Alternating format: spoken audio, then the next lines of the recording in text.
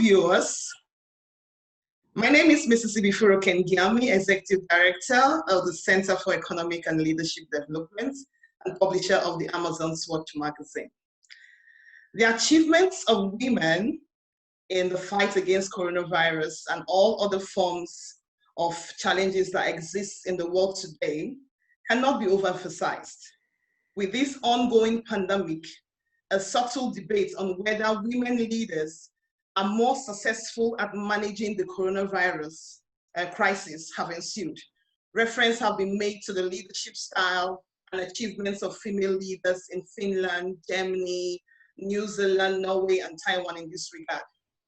One side of the debate, they've advised for a closer look at some distinct dynamics that may broaden our perspective on the real essence of the role of women in the fight against COVID-19. Suggestions were made to rather focus on the fact that nations with a female head of government may be a reflection of societies with greater presence of women leaders in different sectors.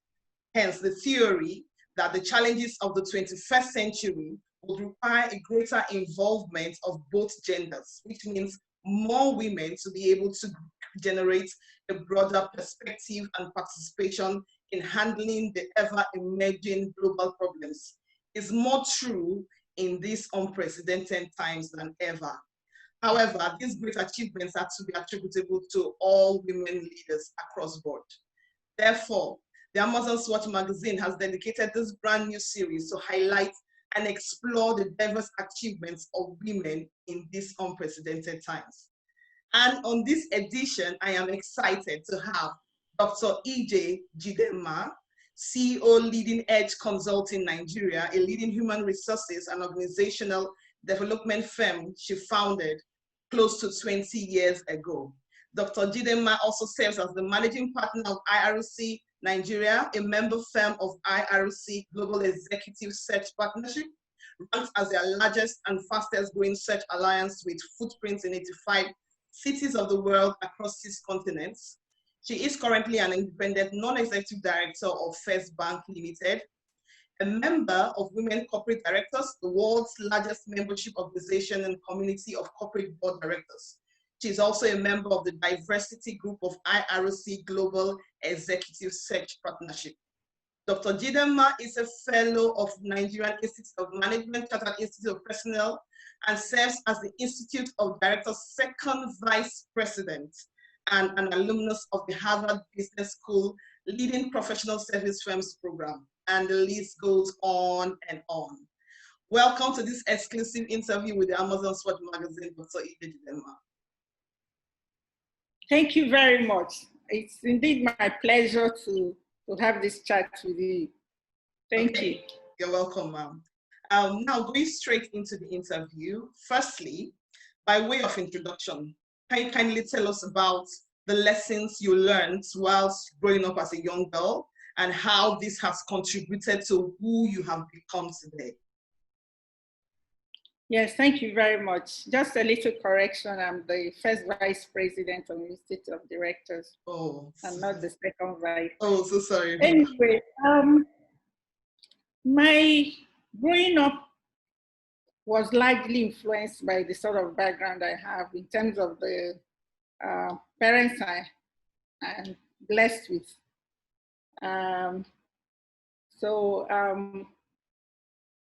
Lots of the challenges I faced based on the values I imbibed from my parents. For instance, my late father was a profound thinker, very, very strategic in his ways, very humble and far-sighted. He was a lecturer, and then he committed all his life in promoting Igbo language and culture because he believes that we have to understand who we are. And so right from onset, I had this sort of orientation that you have to understand your roots. You know, growing up in colonial Nigeria, my father had to sort of help to make people believe in themselves in terms of self-realization, that even though we were colonized by all the white people, we are still who we are. We are humans, we are not any subhuman. And God has implanted a lot of talents in us. So wherever we are in the world, we should be who we are. We should recognize the values in what we have, while, you know, if there are certain things we have that are not good, we should jettison them. For instance, you see how Mary Slessor came up with stopping the killing of twins and so on. And we should embrace the things that are good in what we have. Like our languages in Nigeria, Nigerian languages, which he later founded the Society for Nigerian Languages in collaboration with the late Professor Babs Fafunwa. Because we have to believe in who we are in the first instance. So all these things shaped my belief systems. My mom, very modest, humble, and so on. So challenges I faced in life, I anchored on these solid value systems. Everybody in life faces one challenge or the other. But in all things, you would just know that the best thing is to be yourself. You know, that self-realization is better. If I'm to talk about specific challenges in life, I would say that, well, part of the challenge is growing up. You know, I'm one of those that we spent a lot of our childhood during the Nigerian Civil War, right? And so we are faced with a lot of challenges trying to cope, trying to do at secondary school with our teachers in mathematics, in physics, and so on and so forth. So in all situations you find yourself, you have to do your best. So those values of diligence, those values of merit, those values of justice and equity have actually helped me in overcoming whatever problems I have. And there are so many in Nigeria. Some of the things I have encountered, you know, for instance, in my business, is some of this so-called Nigerian factor thing, when they believe that you have to behave in a certain way, and if you do not, it's like you don't belong, you're not mainstream. But because some of these values are so ingrained in me, I've had to lose a number of opportunities without even caring about them, right? The people just know that if it's this way, she won't be part of it. But I don't really mind, because the sort of values is such that I'm not brought up to be materialistic. So material things mean little or nothing to me. I'm actually excited about very, very intangible things that you really wonder about. So that's what I can say. Thank you so much. That's some valuable experience. I believe that shaped you into the successful woman you have become today. Thank you. Secondly, you are an organizational development professional and management consultant.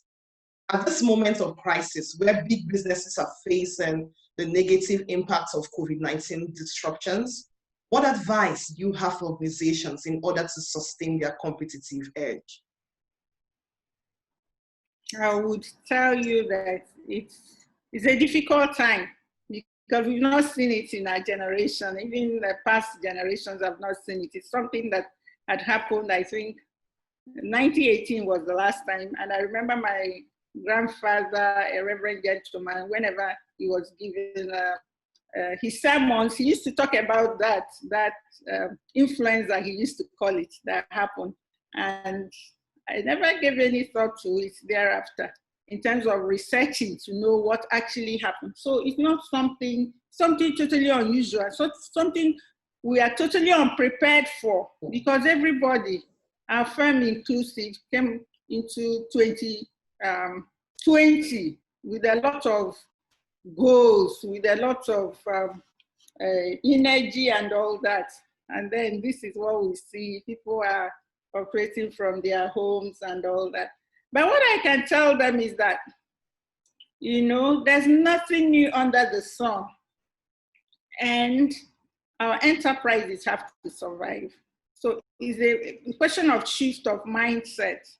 Everything starts from the mind. If you shift your mindset, then instead of seeing it as a very big burden, then you will begin to see opportunities, because personally, I see a lot of opportunities.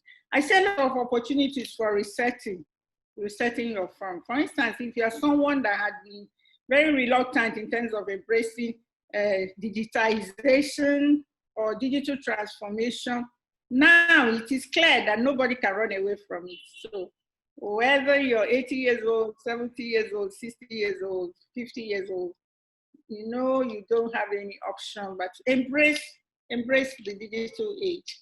And so it's the mindset thing. And if you do, you are better off for it. And I think now people have to be more proactive. And before I go into it, the first thing is to safeguard your life, of course, because if you are not alive, you cannot succeed. So all the protocols that NCDC have told us, we have to observe them, wearing masks, making sure that people are safe in your office, those that come in, the sanitizers, the temperature checks, the social distancing and all that. Make sure that you really observe them, because that is how to keep alive.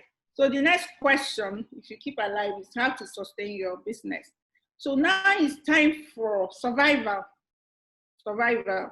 I know many of us have made budgets, many of us have their strategic plans, but of course, as we know, strategic plans are not cast in stone.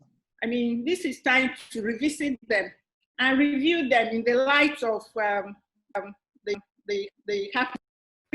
realistically. If you need to cut down on things, you need to cut down on them. So there are no two ways about it.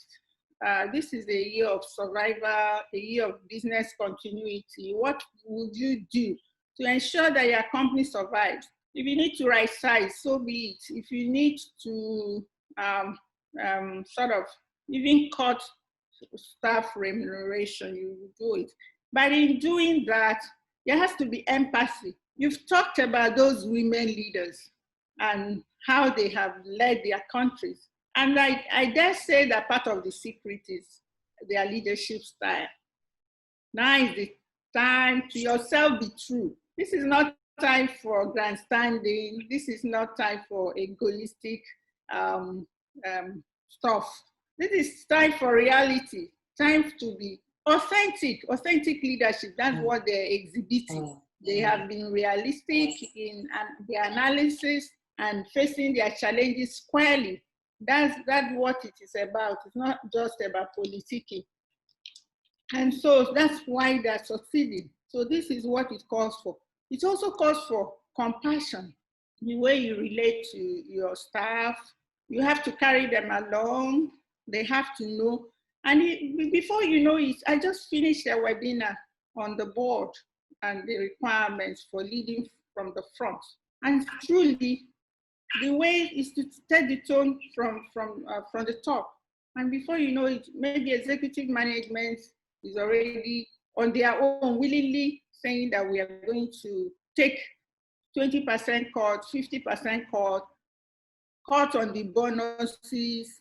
This is reality. So communication is very important. And then proactivity in terms of painting the future or the now, the way it is, so that everybody realizes what it is all about.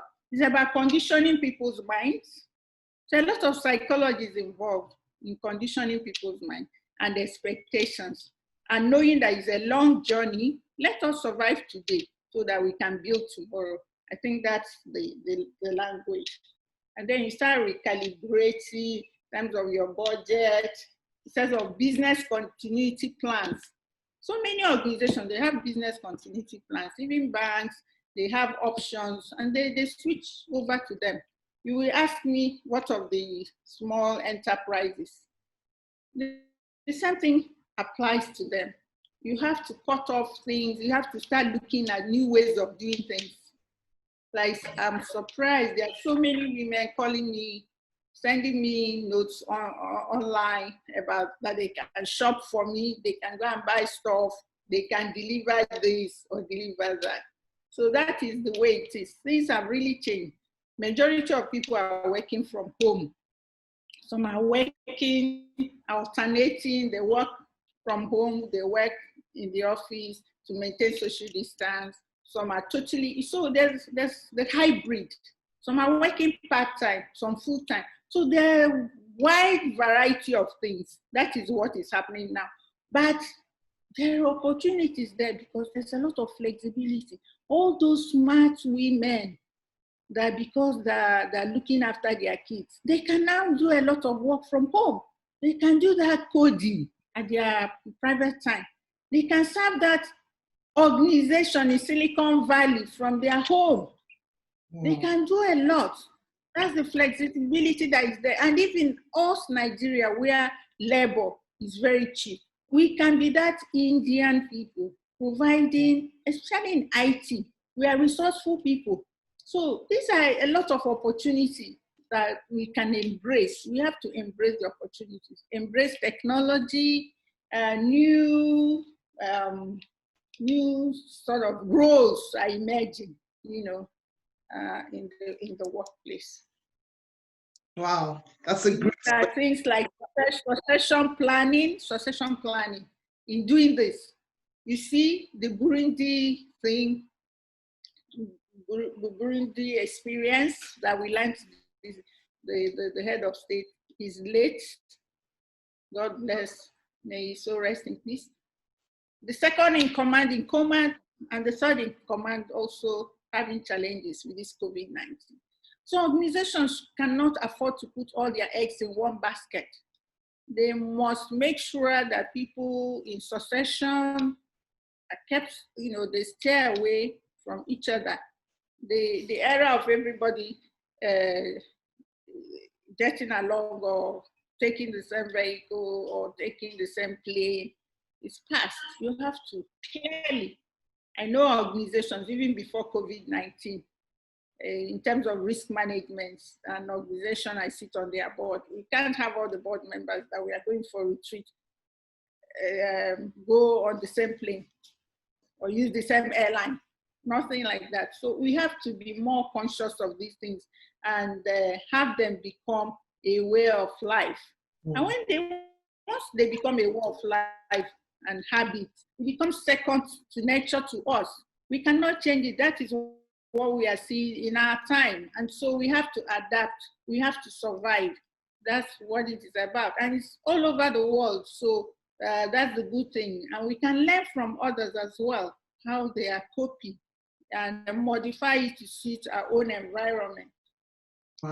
Wow, that's so much of a great perspective and valuable advice from you. Thank you so much. So we have to undergo a mindset shift. You know, do lots of reviews. Authentic, and be more innovative to survive this session. Thank you so much for that valuable advice. Thank you. MSMEs, which account for about 50% of industrial jobs and nearly 90% of the manufacturing sector in Nigeria, we go out of business after the coronavirus pandemic, experts have said. But due to the obvious fact that MSMEs in Nigeria are fragile and vulnerable to shocks, what are your thoughts on how the government is or should be supporting this sector? Yes, MSMEs, that the would I say the heartbeat of the nation. Nigeria, you remember when we were talking about Nigeria's GDP and all that, and when all these things were released, we found out that we were even ahead of South Africa. That's where the heart of the nation is. We are very enterprising people working, traders, you know, people putting a lot of things together. We must support them. And there's a lot of challenge there with the informal sector. There are so many people that depend their daily life. It's what they get each day that they use in feeding themselves, in housing themselves, and so on. So government must come to their aid.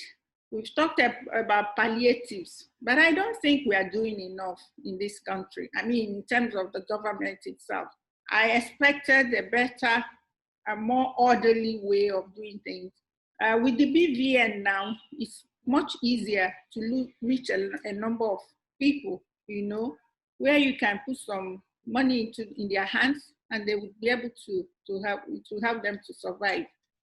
Government is doing their bit, I mean, in terms of educating people and all that, and I commend them.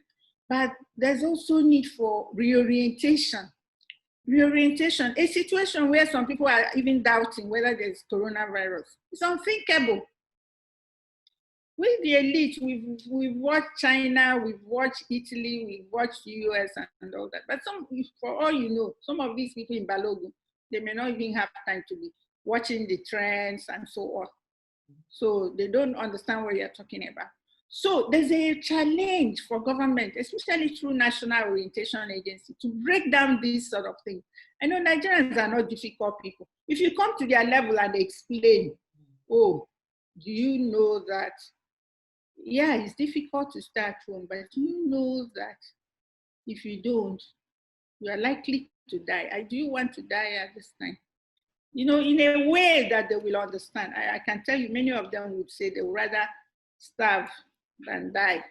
So I don't think the message is being appropriately, we need to put more effort in the message, in the narrative. We need to put much more effort in the narrative, even the way we dramatize them, through radios and so on, even through our Nollywood, so that the thing would tell them about history, show them history, what has happened in the past, show them tons of people being buried. So they can, you know, identify with it. Even people right now tell their tales about people from isolation centers, how they nearly died. So they can relate to it. So, but I know Nigerians have also made a lot of efforts, the Dangotes of this world, the First Bank of this world. First Bank has tried in terms of education, you know, trying to, because there's gap, but our young people have to be educated in terms of the IT support and all that. So First Bank is looking at long-term support, and they've done that. And some other organizations, I know GT Bank provided isolation centers and all that. So corporate Nigeria is not being left out. On our own, in our small ways, we have also supported other organizations, through other organizations, non-for-profits and so on, to contribute our own widow's mite. I know some non-for-profit organizations, especially international ones, are also helping to facilitate financial inclusion, because that is what is also going to help. I've talked about the BVN and all that.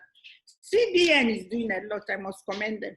You know about the 50 billion naira CBN COVID-19 intervention fund, specially targeted at these micro and small and medium-sized companies. And the point is to make credit, give them access to credit at low interest levels, like 5%, and maybe to revert to 9% in the future. So it's just to help them with their businesses. I know Bank of Industry is doing something, but for these people, but more importantly, some of these people that are even unemployed, that are even not doing any business, we must have a way of reaching them to make sure, if it's not through their BVN, and most Nigerians already are banking, but even if there are other ways of reaching them, so that they would not starve. And if they're not starving, if they're having their meals, I know some kind Nigerians have been able to do that.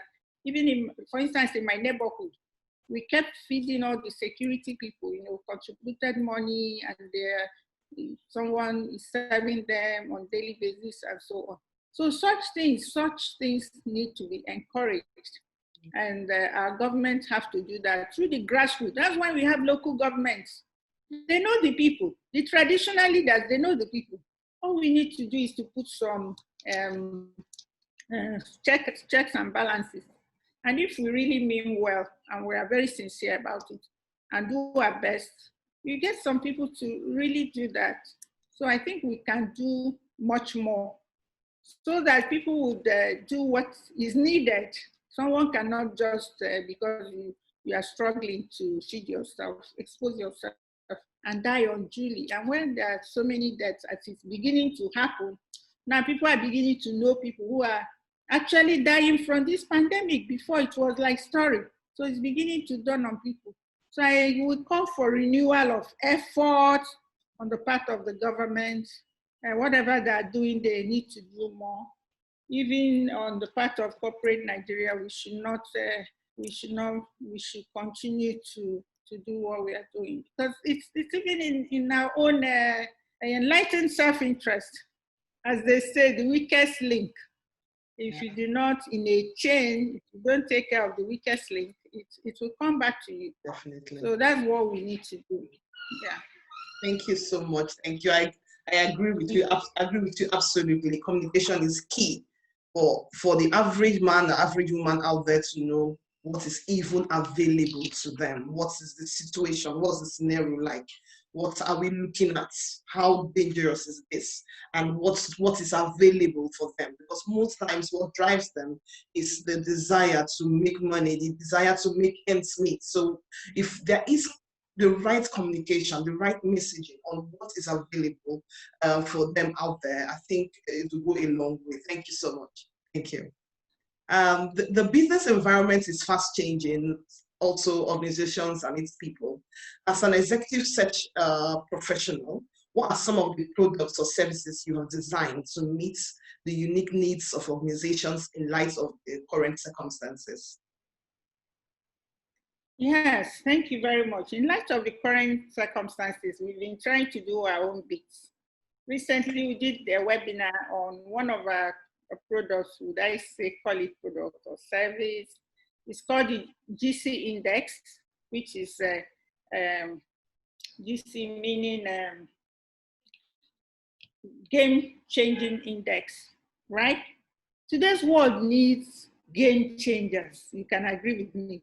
When Uber on its own turned the whole model on its head, that they neither own cars, they don't own drivers or whatever, and still they were able to pull through massive enterprise.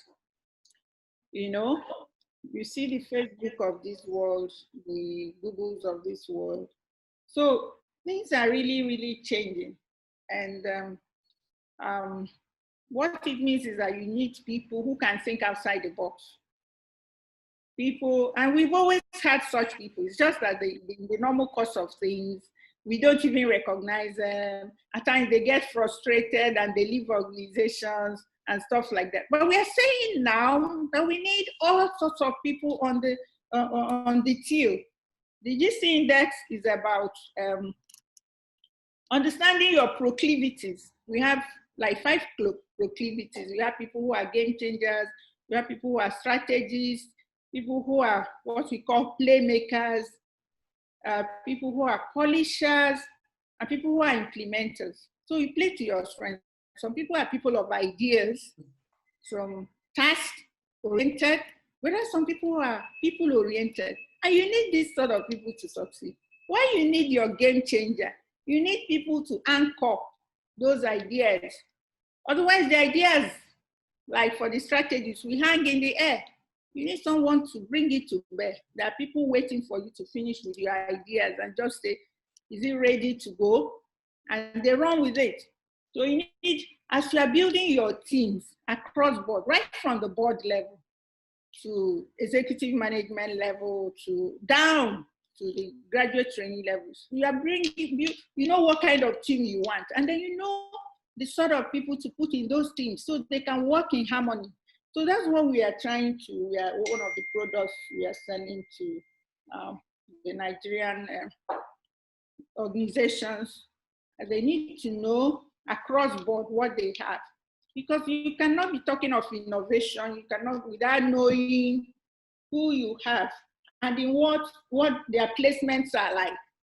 I've made an example of an organization where we found that if you have someone that is an implementer, supervising someone that is a game changer, it cannot work.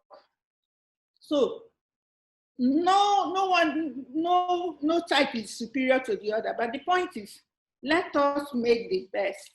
Let us optimize the placement of people across board in our organization, enterprise-wide. Because enterprise-wide, you'll be thinking of how many, like, what are the aggregates of game changers you have in this organization to be able to do what we want to do. I know some organizations have started having their labs, so-called labs and so on, but it cannot be in isolation. You still need the other types. So you need to know, you have to have insight. So people have insight at individual level. They have insight, they have their team profiles in terms of, I don't know if it's sounding abstract, but this is the reality, something that we have used and has been used across board all over the world. You have the team profile. So you see it and you see what adjustments can we do.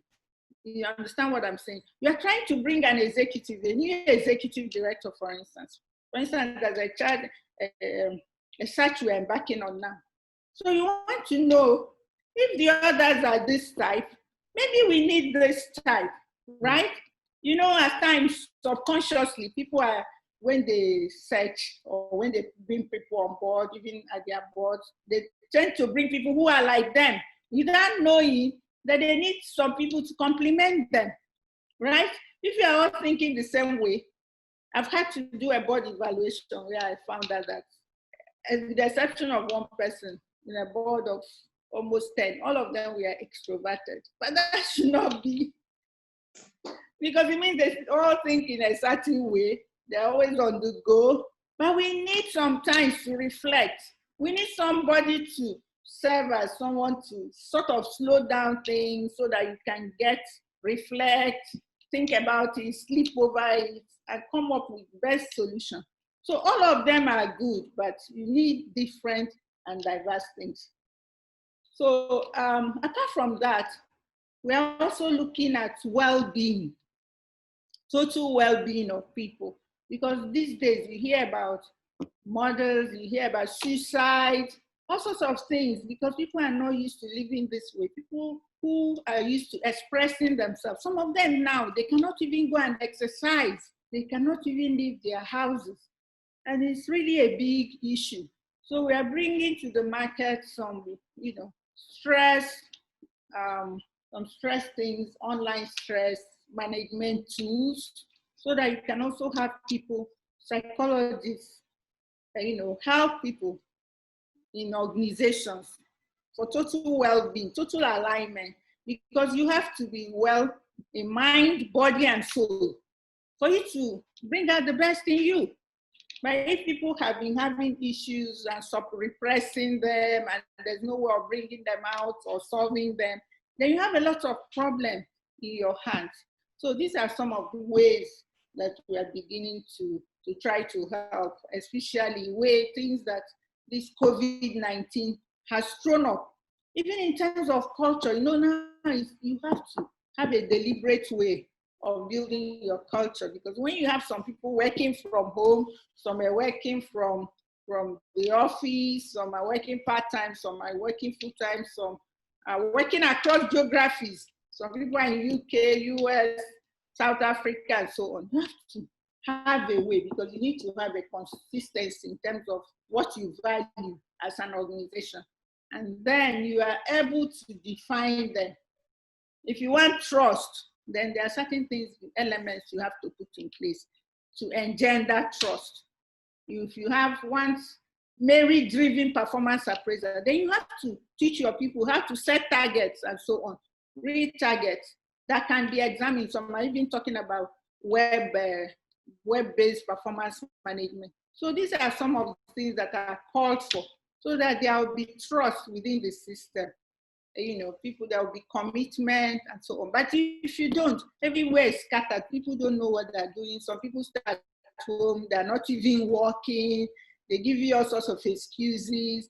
But if you have a way of tracking, then everything will be fine. Thank you so much. In this season that we are in, a lot of organizations will be, just a follow-up question to what you just said now. A lot of organizations will be looking at maximizing the strengths of their personnel. Is there a link or something? How can organizations access these resources and webinars that you just talked about? You said maximizing their resources. Yes, they're looking at maximizing the strength of their staff. So, yes. And I'm sure that listening to you, they will want to know how to access these webinars you talked about. If an organization is interested to access your webinars and then also the resources that you talked about, how can they access it? Is there a link? Or okay, that's the question. Okay. Yes, where can they go? Okay. Our friend is called Leading Edge Consulting. Leading Edge Consulting, if they Google Leading Edge Consulting, they come to our website and they would see the email address is there that they can, contact. And yeah, so that's it. They can also contact me directly. I'm not sure it's proper to share my phone number here, but of course if they Google, they will see my email address. I think our email address is in our website. And like you, during your introduction, you said also manage RC Global Executive Search Partnership. And we are the exclusive partners for Nigeria. And so if you go to that website, you will see my number and my email address and that of our team, other staff as well. And you can take it from there. Thank you so much. Thank you. In this era of social distancing, remote working as a result of COVID-19, what do you see as the future of work in Nigeria? Can social distancing and remote work be said to have come to stay in Nigeria, seeing that most organizations are seemingly desperate to get back to work? Well, I can say there's something that's, to some extent, have come to stay, especially remote work. For instance, Lagos is overripe for remote work. I tell you, people suffer commuting. I remember when they were building Lagos Expressway, I used to leave work and spend 4 good hours, and that's not an exaggeration, to get back home. If I leave the office at 6, I get home at 10. And then to go to office again, you spend another 4 hours. You know, it's killing. I remember I have a niece, she's now in the US. What she used to do, she was working in company secretariat of a bank. When she closed, she would just go to a gym and stay there until 10 p.m. when the traffic had subsided. Then she would drive home. And you know, it's not quite safe for a young lady to be driving at that time. So it's something whose time had come. And thank God for internet. Internet has helped us. And I also give kudos to our banking sector and the CBN for driving all this financial inclusion, all these, being able to transfer money and all that we are doing now. When they were doing it before, people thought they were giving people a lot of trouble. But you can see, you can imagine how hard it could have been if we didn't have all these resources, if we didn't embrace them, even though we need to do more. But that's why we are able to cope. You know, so a lot of challenge. So many things like remote working, like as I said, and organizations have begun to realize that there's a lot of cost savings as well. Cost savings, even, and apart from that, the fact that their staff now have more peace of mind, Because, you know, young couples that would leave their children and would not see them when they get back, and the next day, before the children woke up, they had gone. These are some of the challenges that our society is facing now. It's facing now when the children are just brought up by housemates, and housemates that the turnover is so high, they come and go. So the parents don't even have time to spend with their children. So I have a feeling that when things even get normalized, for instance, if there's a vaccine or a cure, there could be a cure. It doesn't have to be a vaccine. After all, we have malaria and we get cured. So if there's a cure, we can, you know, be living as usual. But I guess some people will not go back to work fully. Some people will opt for, I guess, I see organizations giving people options to opt for a lot of flexible scenarios. Some people may opt to come 3 times a week, 2 times a week. And this is a time for growth of expertise. I see people in the region of people who have retired 60, but not tired, 60, 70, and all that. It's like eating your cake and having it. And get paid, because at times you need really experienced people to bring to the board. But you cannot bring those people over 60 on board, because there are other things that are important to them.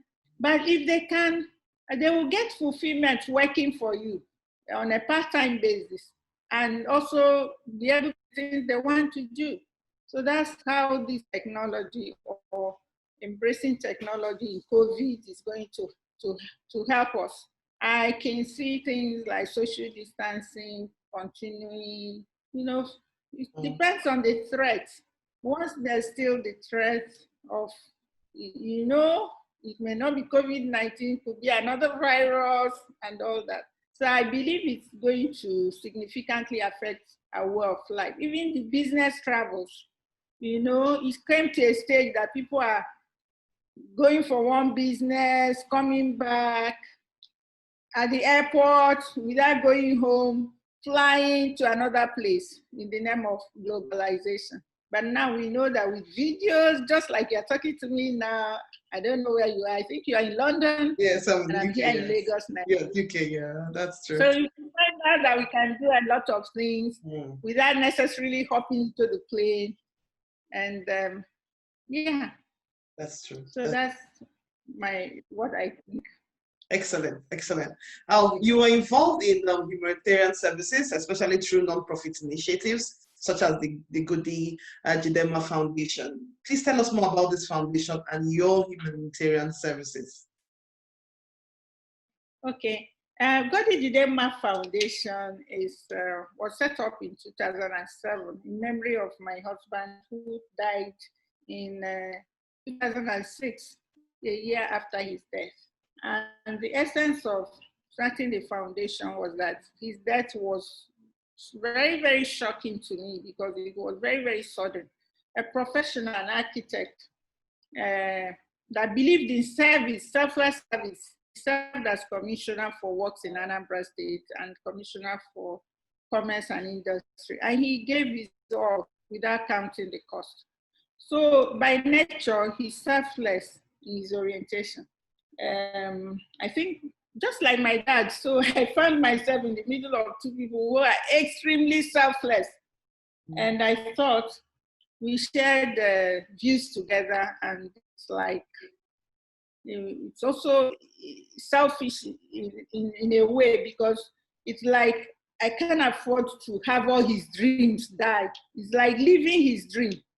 That was what motivated me in the founding of Ije Jidenma Foundation. So those ideals he stood for. For instance, I knew, and those passions he had, I knew he was very, very passionate about public speaking, even from university and service. He was chairman of Halls of Governors. He was president of Anambra State Students. And, you know, in so many ways, he's always there to serve. So, and he liked public speaking. I know he admired Nnamdi Azikiwe, he admired Bill Clinton, he admired the late Bola Ige, and Alhaji Maitama Sule. He admired them a great deal. And when Dr. Nnamdi Azikiwe died in 1996, he was the chairman of the ceremony of tributes that Aki Kenga organized to give tribute to Azikiwe. And that was an opportunity to bring these great people like Maitama Sule and the rest of them. They came and gave great talk. So I knew the kind of thing he liked. And so we are promoting public speaking. We are promoting excellence. So we have prizes of excellence and public speaking in some secondary schools like Loyola Jesuit College, like Nnamdi Azikiwe High School in Abaga, Anambra State, like in his hometown, Ezike High School, Beth Freeman Secondary School, Surulere, Pasheli School for the Blind, and so on and so forth. So these are the sort of things we promote. So you see children looking forward to being valedictorians in their school so they can win these prizes. You see a situation where even parents come to listen, even parents come during award giving. So it helps to, you know, have them to aim high once more. So these are the sort of things. And then the flagship program is the biannual lectures. You know, we deal with things, contemporary issues that can help. It's like think tank or something. So we've been able to bi-yearly bring notable public intellectuals to talk to people about things that they are concerned about and share ideas, take time, answer questions. People like Professor Ben Wabeze, who gave the first lecture. People like Professor Patu Tomi, who is the current chairman of the foundation. People like Professor Lumumba, Professor PLO Lumumba from Kenya, who was the most recent lecturer. And you know, and people like the late Professor Ali Mazrui, the legendary African. We had to bring him all the way from the United States to give such, and then, you know, from the attendance, you will see that people always look forward to these lectures. And people also learn from them. I think Kingsley Mogalo was our guest lecturer, and thereafter, soon after, he went to run for presidency. So these are some of the things we contribute to society. So talking about humanitarian is also an element that we look at.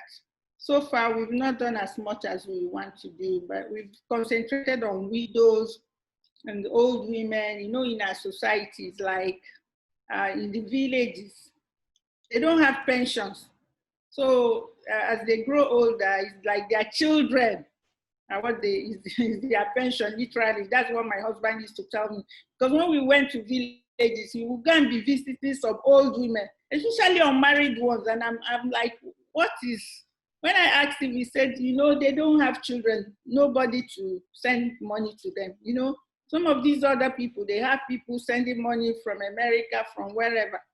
So we said, this is the type of thing he would like. So that's what we've been doing, been engaging widows and those old spinsters and doing the little we can with them. Then with COVID, we have not really done much with the foundation on COVID, but we have personally done a lot of things with professional organizations, like some non-for-profit like Red Cross. I know PwC has done a lot also, which I also participated in. PW alumni, Citizens for Citizens, even neighborhood. So that's the you know, what we can do, the least we can do in this matter. Wow. Thank you. Wow, these are really laudable initiatives, I must say. As a further question, how can an average Nigerian listening to this interview benefit or access the services that you've just mentioned now? The average Nigerian. The average Nigerian, in the sense that what we concern ourselves with, even though it might look when I say thought leadership, it might look as if it's up there. Yeah. But we're actually looking at the Nigerian nation and looking at problems that face us, right? That face us. So, so whatever we come up with in terms of governance, in terms of leadership, we obviously trickle to the average Nigerian. Because if you have the right leaders, leaders with the right values, right? Then of course it's going to affect the ordinary Nigerian. If we have selfless leaders, it's not leaders that are going there to make money or something like that. Leaders that right from time, they're selfless, they're about adding value to the environment, they want to make things better than they met it. I know you've heard of people like Christopher Collade. He was the chairman of one of our lectures. People like, you know, all these people, Professor Joy Ogu, Chief Emeka Anyoko. So we want them to relate. These are role models that we have seen, add more value, contribute more than they've taken from the society. We want people, not people who come to take and take and take and take. We want people who want to be useful to the society in so many ways, right? So there's no way it will not impact on the common man, because if you have the right leaders, then all these things I'm talking about would be solved. The reorientation will be properly done. The right weight will be given to those sort of reorientation. If we have people who are sincerely serving, they would take notes and make sure that the palliatives are getting to the right people. They will sacrifice because it's in their blood to sacrifice. They even get intrinsic satisfaction sacrificing. So they will not hold the money allocated for that purpose. They will make sure it gets to them. They will be innovative in finding ways of making sure that the people who are supposed to get this money get it. So I think it's in that terms. It's not in terms of the bags of rice that we send. So people have to operate at, do their best at their various, while some people are sending the food, some other people should serve as think tanks to make sure things are properly done. Thank you. Thank you very much. Thank you very much. Yeah, I want to take you back to a statement you made years ago. It was a profound statement about the whole essence of life. I found it very, very, very inspiring. And it was about the whole essence of life and human relations during your last interview with Amazon Swatch magazine. You said in your words, life is beyond cognition and rationality. It is about emotions and empathy. It's beyond winning the argument. It's also about carrying people along. It's about adding value to other people's lives. Now, the most interesting part, they may not care about what you know, but how you care. Do you still stand by these convictions? And if you do, why is it important to do that? Yes, I stand by these convictions, and I dare say that these are part of the learning. I believe in continuous learning, both in terms of interaction, in terms of the places I go to learn, every day. And if I recall well, I think that was it's related to a question asked about my husband, and I said, yes, personally, I love debates. I like to argue, I like to debate. It gives me intrinsic satisfaction if I know that this, if I'm able to bring out superior arguments. But I also learned from my husband, even though it's not like he was a lot older than me, but he had this thing in him. If we are having an argument and you will sense that someone is not very comfortable and you are deflating in terms of the argument, you will throw one joke so that everybody will laugh and laugh, so that he senses people's feelings. And so in growing and maturing, I now found that it's not just about that. It's not just about being right.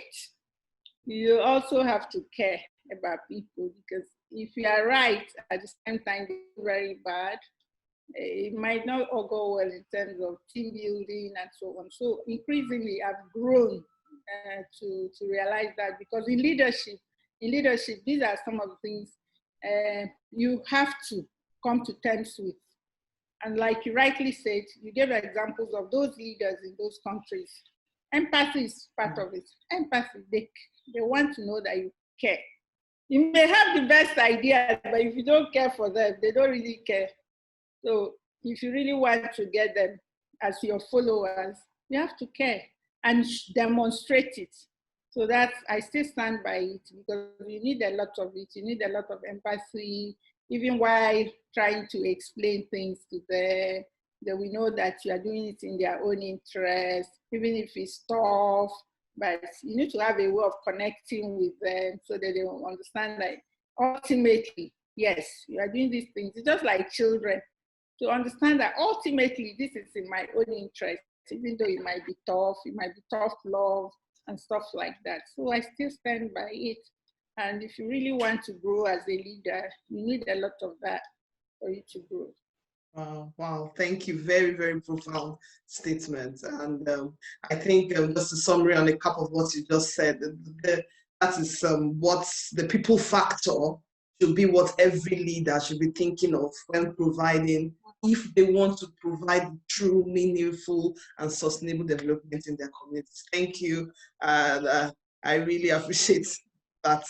Thank you so much. So I'm going down to a more personal question. As I am a mother and also a woman, and I know there are lots of mothers out there who are curious to learn about how a high-profile woman like you, who constantly has to create a delicate balance between family and work, is being affected and coping with this pandemic. What are some of your personal coping mechanisms as a career woman and as a mother?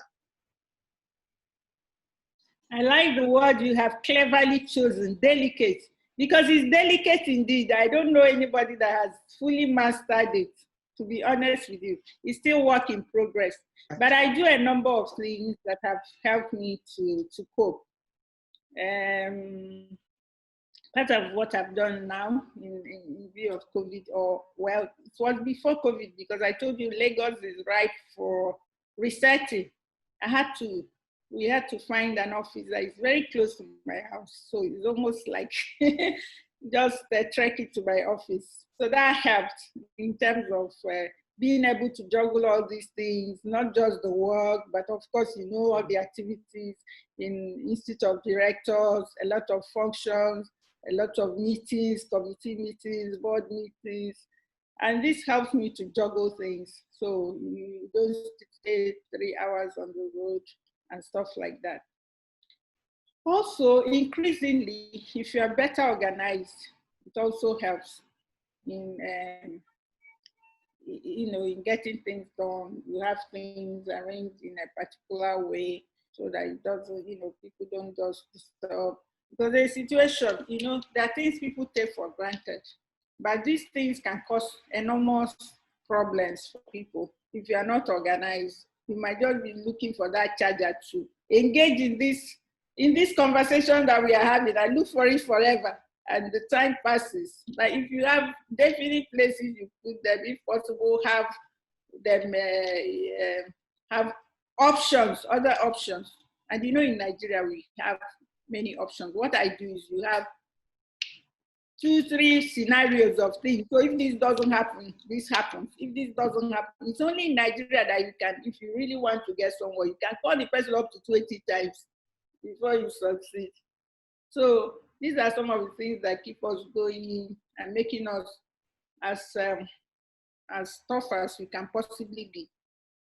Even though at times we don't notice it, but I think people outside of the country, otherwise, which country can somewhat, in terms of electricity, you don't even know whether if you lose the electricity, whether you get it in the next second, next minute, next day, next month, or even next year. It happens for some people that they didn't have. So people have to try if you can afford it. People are now using inverters, they're using solar, so that you have some kind of stability in what you do.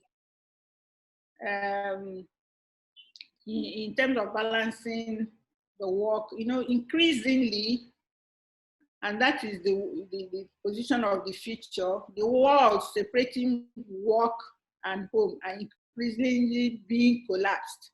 Because you're actually one person, looking at it as a holistic person. You're one person actually, you're not one person at work, another one at home, even though they all come with their own problems. And more importantly, to yourself be true, particularly in terms of your values. So if you start to tell lies, you tell lies today, tomorrow you forget. We are having people who now you are interviewing them. They want to see the CV they submitted, and you are like, don't you have it off head? Maybe they have written that they were born 1971 and another one 75 and all that. Why would you be doing things like that? So these are the sort of things that help me to cope, because I'm really one person and I try to be as authentic as possible. Wow. Thank you. Wow, this interview has been very interesting and enlightening, to say the least. I have learned a lot from this interview, and I believe our viewers have also. But we have to end it at some point. So on the final note, there are tons of young girls and upcoming female leaders who sincerely look up to you as a role model, given your success in life and career. What is your advice to women, including young girls, who may be facing one challenge or the other arising from this pandemic and may well be considering jettisoning their dreams? Well, I don't know what you call success, but everybody is work in progress until they say it's never over until it is over. Because as you are talking about success, I have a long list of unachieved things that I would like to do. So, but on a more serious note, I think one thing is diligence, hard work. Everybody has always said about it. Hard work, you cannot run away from it. I see that some of our millennials, they don't want to be bothered. Some of them, I have a niece that says, she doesn't want to be stressed. So why would you want to be stressed? You have to go the extra mile if you actually want something, because the people are competing for it, right? If you want people to have confidence in you or rely on you, then you must be useful to them. You must make yourself useful to them. So hard work, you cannot run away from hard work. Whether in today's world, in the world of the future, or even in the past, you can't run away. And that's why God worked for 6 days. I believe in God, by the way. God worked for 6 days and rested on the 7th day. So work is part of human life. And work is not just about making money. Work, there's intrinsic satisfaction in work. The fact that you are useful and you are contributing is very, very key. They must know that it's not just that you're working. So that is very important. And then another thing is the integrity. You have to be, is an overused word. But what it means is being reliable. Can people vouch for you? Can people vouch for you? That's what it is. So these are things that will take you far. If you work hard in whatever you are doing and you are persevering, there's no way. Over time, you will make some progress. Over time, you will learn better ways of doing whatever you are doing. And then integrity, being reliable, it's very important. Some people, they're telling you something, and even at the time they're telling you, they know they're not going to do it. Why would you put yourself in that kind of frame? So it's not, and then all these, what I've noticed also about young people is about the fast lane. Yes. I believe in the old school, the narrow path, the long and narrow path, because that is what is sustainable. That is what is sustainable. That's the path you know. And then the other thing is, don't allow people to define you. You know who you are. You know what you are worth. You may be here. Some people are saying you are multi-billionaire. You know you are not worth. Don't be carried away and trying to live a lie about your life. You are the one that owns the life. So don't be carried away. So these are some, don't go with the Joneses. Look at your own internal resources. If you are starting a business and you want to now be competing with someone maybe who had worked for 40 years, in terms of the kind of bag she carries. The pre-COVID, the typical Nigerian women will be looking at your bag and shoot to know how these things are immaterial, they're not the main things. And another thing is service. Service, honor follows service. You have to serve. You have to devote time to help, to make a difference. But if you do not do that, it won't work. Even if something happens and you get something, it's going to collapse like a pack of cards. So this is the sort of advice I would give. And by no means, I'm not saying our country is very tough, I must tell you. So that's what some people tell me, that it's our own age, the things we are working. For instance, you worked hard and you were working hard to get an A, and you get an A. And you study hard for the exam, entrance exam, and you see your name in the newspaper. You didn't have to meet anybody. Then they tell you that these days they study hard, and now there's someone they scored higher than, and then the person gets admission and they don't. So they now query that. But the counter is keep on doing. Somehow it's tough, but overall, if you persist, there are some people that will notice the way you do your things, and they say this is the way. When they are looking for people who want to do things the right way, they will still look for you. So I think that's the advice I would give to people. It can be quite frustrating, but don't give up. Keep striving and be on the path of truth. There's nothing like being the best you can possibly be. Don't even compete with other people. People have their own trajectories, right? They have their strengths and weaknesses. Where there's hill, there's trough. So, that's the way it is. And things can be good for this person now and in future, So don't get overly competitive or envious. Or the so-called Nigerian pull him down or pull her down, they call it PhD. They will give you PhD. That's not good enough. Try to cultivate your own sphere of influence, your own arena. If it's in drama, so be it. If it's in literary work, excel like the Wole Soyikas and Chinua Achebes and Chimamanda Adichie's of this world. Whatever you find your hands to do. If it's in engineering, so be it. Be the man that, bought over Stanfield Airport. So whichever one we are doing, don't try to, even if it's the lowly things you are doing, whether you're a driver, I've seen drivers that their masters have left a lot of things for because they trust them. Yes, it's never too late. Get an education when you have the opportunity to. So write that book. Wow. If you can. Thank you. Thank you so much, Dr. Ije Jidenma, for granting us this interview. From all of us at the Amazon's Watch magazine, we wish you the very best in future and also look forward to many more impactful achievements in the nearest future. Thank you. Thank you. Thank you very much. Okay. You're welcome, Mom. You're welcome, Mom. Thank you, viewers, for watching. Until the next edition, when we bring you up close and personal with another amazing female leader, it is bye for now. Thank you. Bye.